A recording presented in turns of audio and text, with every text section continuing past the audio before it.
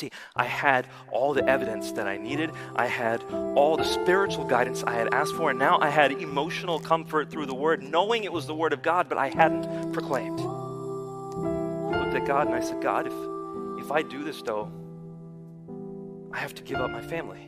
Matthew chapter 10's next verses, you want to know what they are? He who loves father or mother more than me is not worthy of me. As I read that, I said, God, it's not just my parents though. It's my whole life. What the next verses say?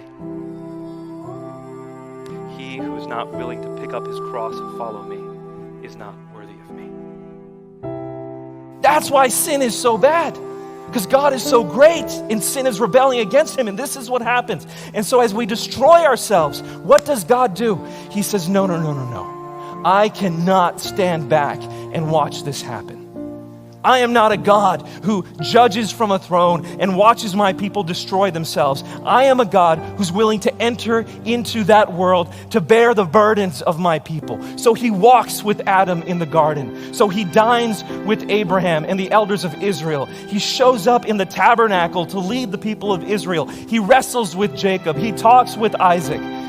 God constantly comes into this world over and over and over. And by the way, that was all from the first 2 books of the Bible. That is how God keeps coming into the world over and over. And then we see in Isaiah chapter 7 and Isaiah chapter 9 that a virgin will conceive and give birth to Emmanuel, God with us.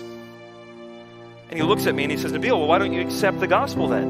And I said, David, it's because I'm 100% sure in Islam.